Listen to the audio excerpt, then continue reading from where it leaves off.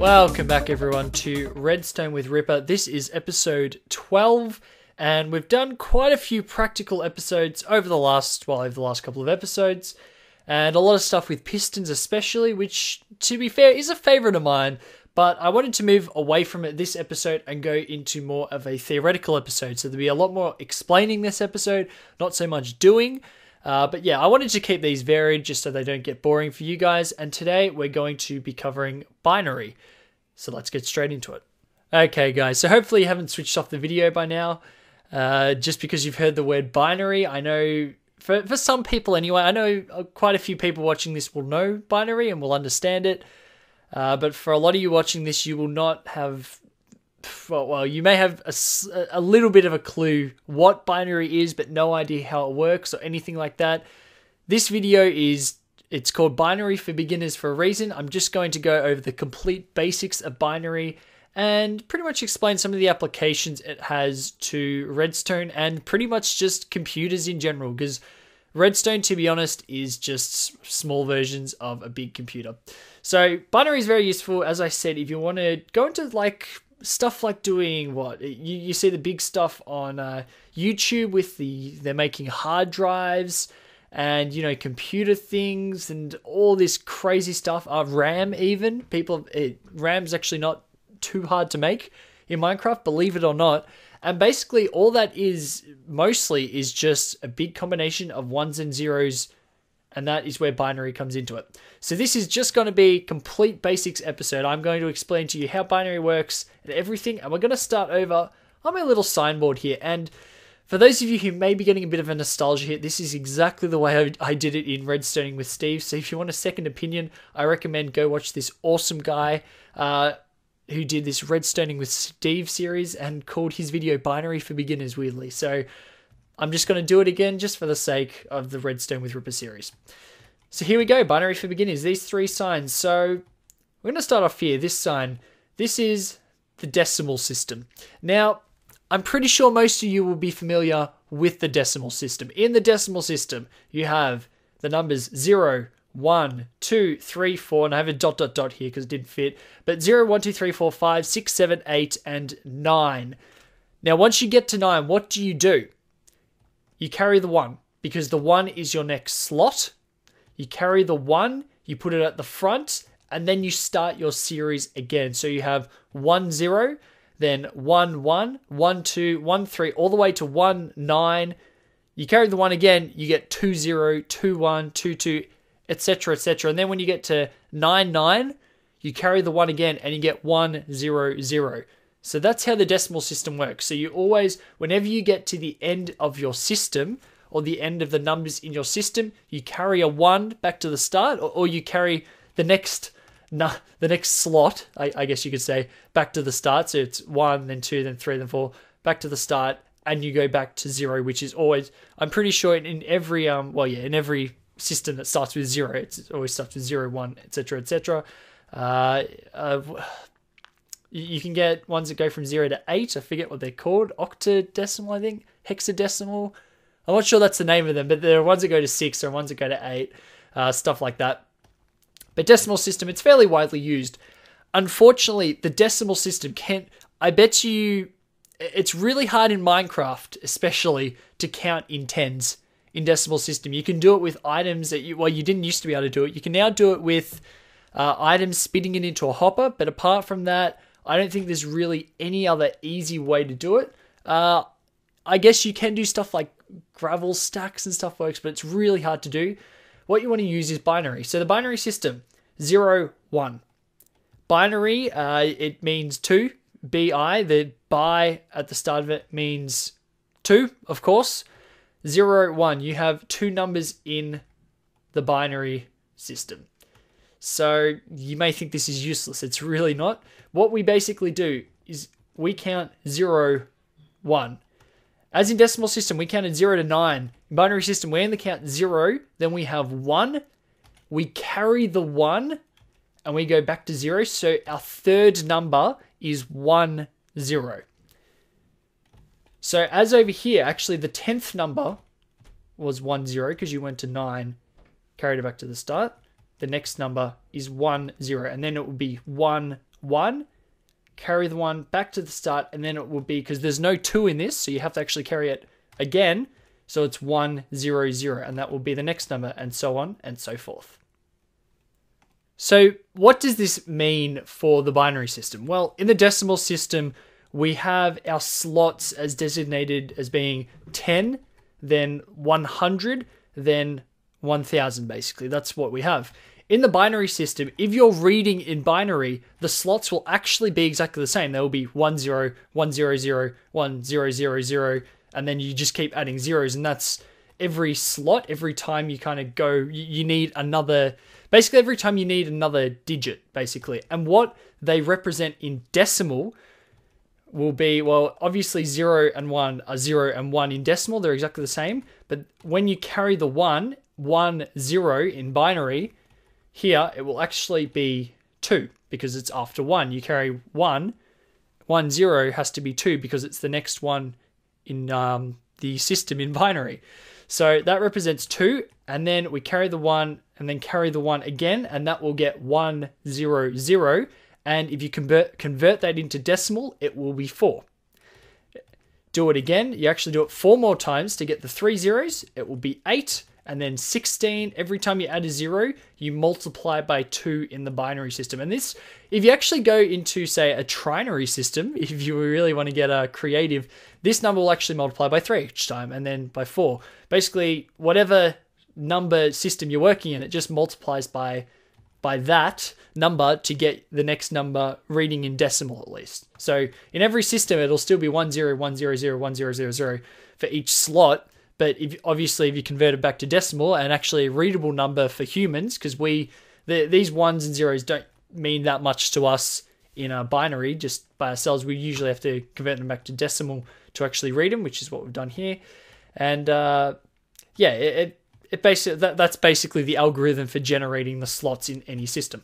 Okay, guys, so I know what you're saying now. You're saying that, all right, Rip, we have all these ones and zeros, but we don't want to go through and, add 1 each time and carry the 1 and carry the 1 and then trying to find out the number. What if you have 1 followed by 6 zeros? It's just impractical. I know it's impossible to find that number just by carrying ones over and over again and counting on your fingers or something like that.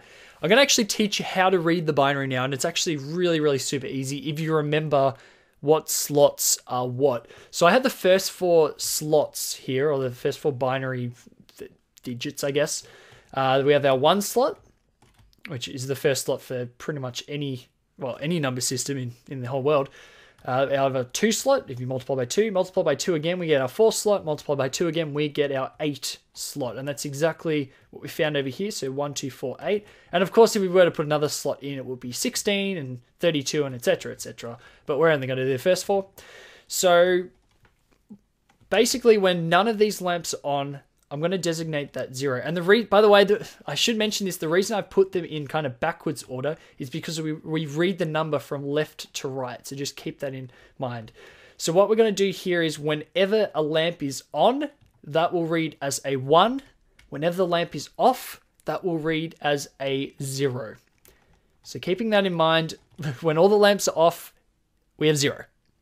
Straight up. If we turn this on, we have 0, 0, 0, 1, or you can just omit the first zeros and just call it 1 if you so prefer. But I guess it depends how many slots you're using to how you call it. You can call it 0, 0, 0, 1 or just 1. They're exactly the same number. It doesn't matter.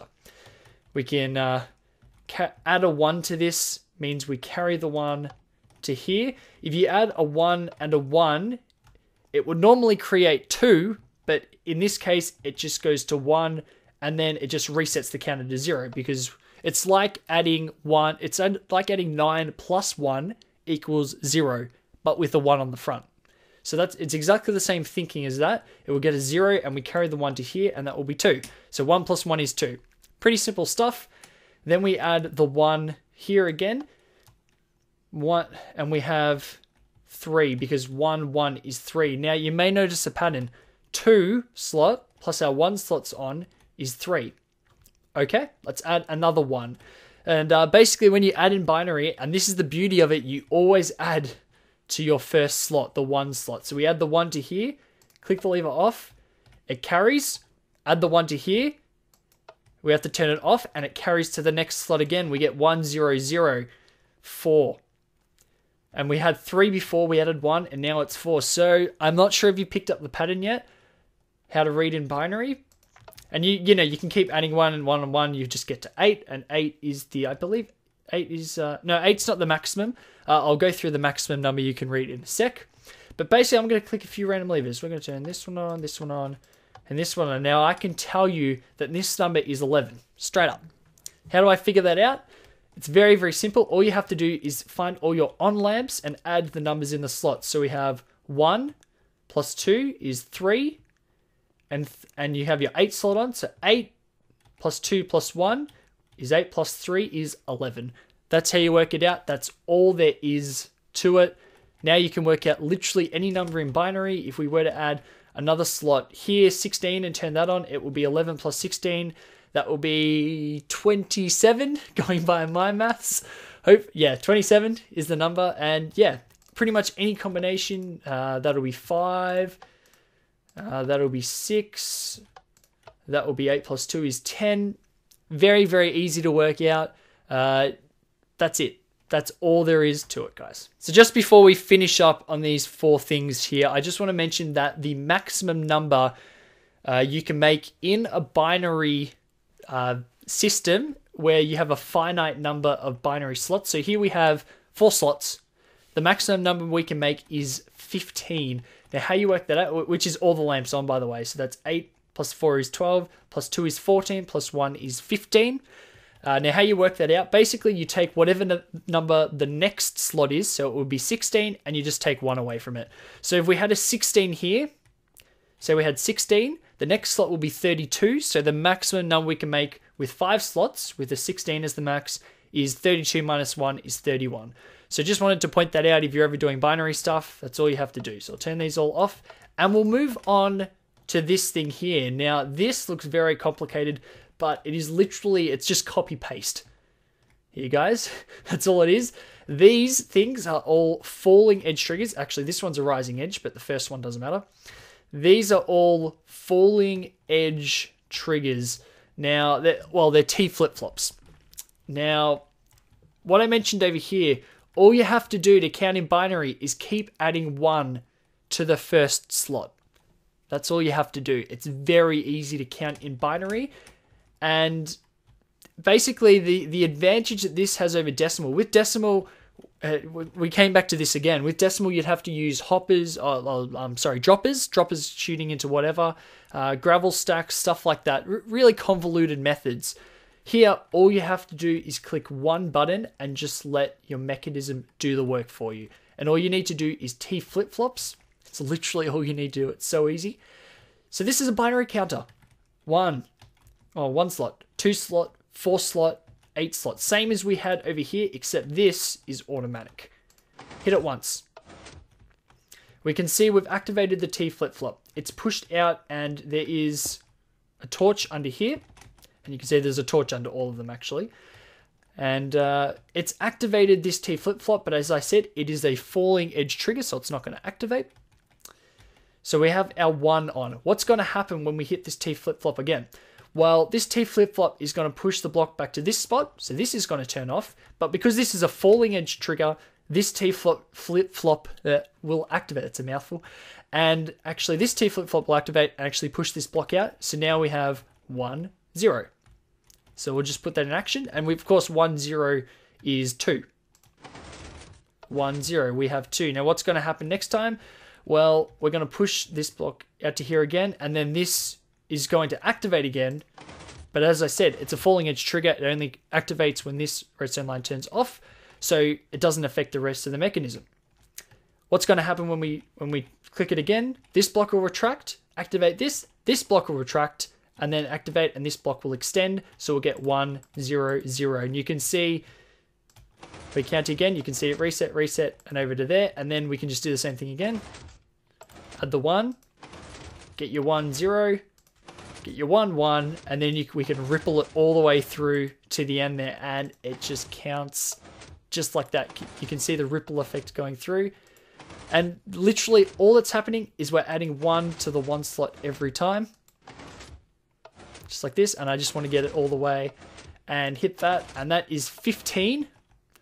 So we have 8 plus 4 plus 2 plus 1 is 15, and then we hit it again, and because we don't have the last slot, so it can't go to 16, so what it'll do, it'll actually just reset straight back to 0 because we can't go any further.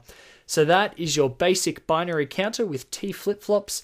You can actually use other different T flip-flops. You're not limited to this one, but they usually have to be, well, yeah, they do have to be falling edge T flip-flops for this to work. So that just about wraps this one up, guys. That's really all there is to binary. I really, really hope you learned something. And as I said, this is more a conceptual episode, but next episode, I can guarantee you will get more back into practical stuff you can take and actually build in your world. But as I mentioned, if you want to get into the computing side of Redstone and build, as I said, hard drives or actually just computers, RAM, there's a lot of other mechanisms that I can't list off the top of my head. This is where to start. Learning binary, learning how to do your RAM, all that sort of stuff. And I hope you can see how useful this actually is to something like Redstone. And you may not know this, but Redstone is actually very, very similar to electronics in many ways. Not always, but many ways. And this is the reason why they use binary in computers, just because it is so easy to use it like this. So I hope you learned something, guys. If you have any questions, be sure to post a question in the comments. I'm more than happy to answer it, even if I don't know the answer, and I'll just give you the best I know or something. But yeah, I hope you learned something. That's all from me today, guys. I hope you enjoyed, and I'll catch you next time. See you later, guys.